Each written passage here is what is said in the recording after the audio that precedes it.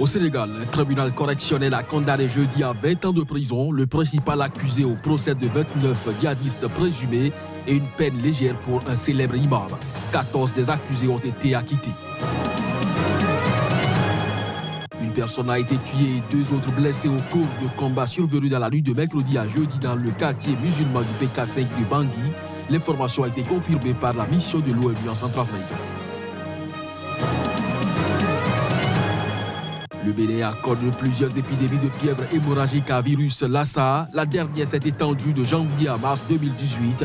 Les acteurs à divers niveaux de la lutte ont effectué la revue après action. Bonjour à chacun, bonjour à tous et bienvenue dans cette session d'information sur Sika. Condamnation à 20 ans de prison du principal accusé du procès de 29 djihadistes présumés et une peine légère pour un célèbre imam. C'est un tribunal correctionnel de Dakar au Sénégal qui a donné la sentence jeudi, mais 14 autres accusés ont été simplement acquittés dans ce procès. Reportage. Suite à une série de renvois depuis décembre, ce procès placé sous haute sécurité avait démarré le 9 avril au Sénégal. C'est le plus important à se tenir dans ce pays par le nombre de prévenus dans une affaire de ce genre. Le parquet a déterminé comme l'idéologue du groupe Maktar Diokane et l'a condamné à 20 ans de travaux forcés. Quant à l'imam Alioune Ndao, accusé d'en être le coordonnateur, il a écopé d'1 mois de prison avec sursis pour détention d'armes sans autorisation. C'est un combat que nous menons depuis 3 ans. Nous l'avons mené devant le prétoire. Nous avons mené également une bataille médiatique pour sauvegarder la dignité de l'imam Alioune Ndao, qui est un modèle pour ce pays, qui doit inspirer beaucoup de chefs religieux. Donc nous rendons grâce à Dieu. Mais également, malgré toutes les difficultés de notre justice, parce que nous, œuvre humaine, nous sommes aujourd'hui fiers encore de notre justice. On est allé rechercher le crime inédit d'acte de terrorisme par association de malfaiteurs, chose qui n'a été visée ni pendant la phase d'instruction, ni dans le cadre du déroulement du procès. Je ne peux qu'être révolté et offusqué par cette décision de justice que je n'entends pas laisser être une décision définitive. Immédiatement appel de cette décision, je n'ai aucunement l'intention de laisser Maktar Diokane rester en prison pour une durée de 20 ans. Maktar Diokane a été reconnu coupable d'actes de terrorisme par association de malfaiteurs. 3 autres présumés ont été condamnés à 15 ans de travaux forcés, 5 à 10 ans et 3 à 5 ans. La plupart ont été arrêtés en 2015 au Sénégal. Ce pays, jusqu'à présent épargné par les attentats djihadistes qui ont frappé d'autres pays d'Afrique de l'Ouest, a renforcé la sécurité devant les hôtels et de nombreux bâtiments publics. Une personne a été tuée, 2 autres blessés au cours de combats survenus dans la rue de mercredi à jeudi, dans le quartier musulman du PK5 à Bangui. Des témoins ont affirmé que des hommes armés non identifiés ont attaqué vers minuit mercredi la base d'une milice établie au quartier PK5 de Bangui. L'information a été confirmée par la mission de l'ONU en Centrafrique. L'attaque a duré environ 1 heure et beaucoup de tirs ont été entendus selon certains habitants du quartier musulman du PK5 de Bangui. Le bilan fait état d'1 mort et de 2 blessés au cours des combats survenus dans la nuit de mercredi à jeudi. D'après ces témoignages, des hommes armés non identifiés ont attaqué vers minuit la base de la milice de Nimeri Matar Jamous alias Force, établie au PK5 de Bangui. L'homme décédé était un milicien de la dite milice, selon les mêmes sources. La mission onusienne en Centrafrique, MINUSCA, a indiqué ignorer la raison des affrontements. Il faut dire que le calme était revenu ce jeudi au PK5, poumon économique de Bangui, la capitale centrafricaine. En avril dernier, le PK5 avait été le théâtre de violences meurtrières qui avaient fait plusieurs dizaines de morts. Les violences s'étaient ensuite propagées à proximité du PK5, avec notamment des combats autour d'une église catholique le 1er mai qui avait fait au moins 24 morts et 170 blessés. La Centrafrique a basculé dans la violence et le chaos en 2013. Aujourd'hui, si Bangui vit dans un calme relatif, la quasi-totalité du pays reste sous la coupe de groupes armés qui combattent pour le contrôle des ressources et de l'influence locale. En Côte d'Ivoire, le gouvernement a convoqué les collèges électoraux pour le 13 octobre prochain en vue de procéder à l'élection des conseillers régionaux et des conseillers municipaux. Cette annonce, faut-il le préciser, intervient dans un contexte d'effervescence politique seulement 3 jours après le lancement d'un parti unifié par le président ivoirien Alassane Ouattara et quelques-uns de ses alliés.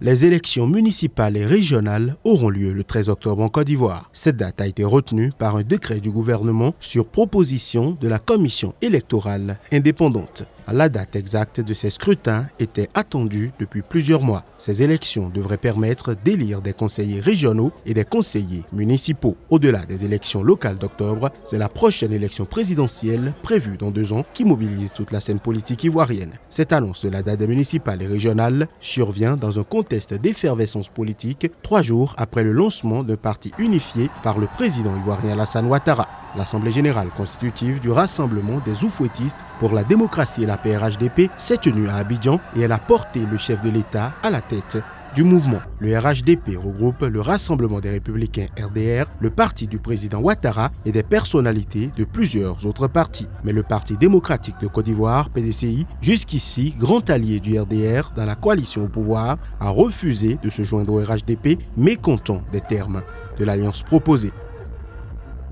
Le Bénin a connu plusieurs épidémies de fièvre hémorragique à virus Lassa. La dernière s'est étendue de janvier à mars 2018 et a pu être contenue dans un bref délai. Les acteurs à divers niveaux de la lutte ont effectué la revue après action. Les crises sanitaires se succèdent en Afrique de l'Ouest et imposent aux acteurs du monde sanitaire une vigilance et un état de veille accru.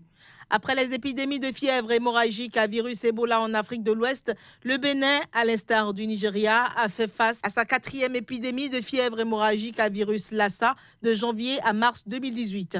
L'heure est à la revue après action, dont l'une des actions phares est le cycle de préparation. En fait, le cycle de préparation aux urgences sanitaires, c'est très important parce que le pays se trouve dans un cycle en termes de préparation aux urgences. Qu'il y ait urgence ou pas, d'une manière ou d'une autre, les systèmes se trouvent dans un cycle. Parce qu'on prépare des plans, on construit des laboratoires, on construit les infrastructures, on essaie de former aussi les gens. Ça fait partie d'un cycle. Alors tout commence par quoi? Tout commence par le plan. Et mobiliser des ressources pour le mettre en œuvre. Alors la mise en œuvre passe d'habitude par équiper, construire des infrastructures, les équiper et aussi former. Sinon, de manière naturelle, il y a l'épidémie qui arrive. Et l'épidémie aussi permet de tester si le système qui est en place est fonctionnel ou pas. Alors, chaque fois, très souvent, chaque fois qu'il y a une épidémie, le pays mobilise toutes les ressources pour répondre à l'épidémie et arriver à le contrôler. Maintenant, après qu'on ait contrôlé l'épidémie, c'est là où on fait la revue après action, maintenant pour voir, avec ce qu'on avait en place comme dispositif, en termes de préparation, alors qu'est-ce qui a bien marché par rapport à ces dispositifs, bien qu'est-ce qui a moins bien marché. Alors c'est pour ça qu'on fait la revue après action pour formuler des recommandations, et ce sont ces recommandations-là qui seront mises dans le plan encore pour essayer de voir comment est-ce qu'on va mettre encore le plan en œuvre. Et là, c'est le cycle qui reprend, c'est ça, ce cycle-là qui constitue le cycle de préparation aux urgences de santé publique. La revue après action permettra de se préparer à d'éventuelles résurgences d'épidémies. Cotonou, la capitale économique du Bénin, va abriter en décembre prochain les premiers Master 1000 de pétanque, une compétition qui réunira les meilleures nations mondiales de la discipline. Dans l'optique d'une réussite parfaite de ce rendez-vous, en jouant sa partition dans la professionnalisation des athlètes du continent, la Confédération africaine des sports boules a procédé ce jeudi à son siège à l'investiture du président de la sous-commission antidopage, le professeur agrégé Émile Messin, médecin et biologiste de sport et neurotraumatologue désigné pour conduire cette sous-commission, a été installé dans ses nouvelles fonctions par le secrétaire permanent de l'organisation régionale antidopage Afrique Zone 2 et 3. Suivons dans ces tests les objectifs assignés à cette sous-commission. La commission antidopage, on parle de masters au Bénin. On ne peut pas organiser les masters désormais, quelle que soit la compétition que la Confédération africaine va organiser. En Afrique Et si c'est initié par la Fédération internationale de pétanque et jeux provençal ou la Fédération mondiale des sports boules, on passera toujours, nos athlètes passeront par la commission antidopage. C'est de cela qu'il s'agit. La lutte contre le dopage, maintenant, tire vers l'éducation. Au début, c'était, n'est-ce pas, la sensibilisation, les contrôles en compétition, les contrôles hors compétition. Maintenant, l'Agence mondiale antidopage veut axer, n'est-ce pas, son effort sur l'éducation, sur la sensibilisation. Parce que nous pensons qu'un sportif ou un encadreur ou un supporter bien informé peut apporter un plus, n'est-ce pas, dans la lutte contre le dopage. Dans notre cahier de charge, nous sommes tenus d'élaborer un plan stratégique qui consistera surtout en Afrique à mener des séances de communication pour les changements de comportement, pour que la lutte préventive soit menée avant la lutte curative. L'instant sport de cette édition, c'est dans un instant.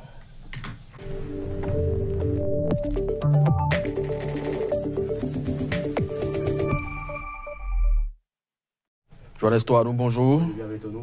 Le mouvement se poursuit au niveau des clubs. C'est fait. Paris donc, doit pouvoir disposer encore des services de Neymar. L'homme donc a annoncé rester à Paris pour la saison à suivre. Tout à fait. Kodjovia Metonou, il a annoncé hier jeudi à des journalistes qu'il restera bien au PSG la saison prochaine. Il met ainsi fin aux spéculations sur son éventuel départ. Je reste à Paris. J'ai un contrat, a-t-il dit, à Sao Paulo lors d'une vente aux enchères au profit de sa fondation qui vient, on le sait, en aide aux enfants des quartiers difficiles. On s'en souvient que son transfert de Barcelone au PSG en août 2017 pour 222 millions a fait de l'international Lauri Verde le joueur le plus cher de l'histoire du football. Un potentiel transfert vers le Real Madrid a un temps été évoqué par la presse brésilienne, mais les merengues aussi ont fermé la porte à un tel recrutement. C'est évident que ce sera difficile pour Neymar de rallier le Real Madrid, tant c'est difficile de quitter le PSG, surtout qu'il n'y a pas de clause de départ dans le football français.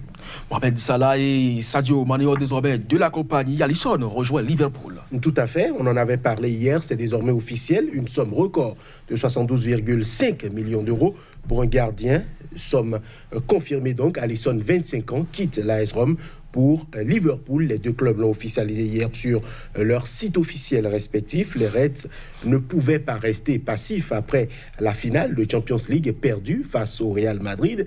Le gardien Loris Karius avait encaissé 2 buts gags qu'il aurait pu éviter. Aujourd'hui, il se retrouve dans la tourmente puisqu'il voit un international brésilien titulaire en club comme en sélection débarquer du côté de la Mercé. Alisson sera probablement le gardien titulaire des Reds pour la saison à venir.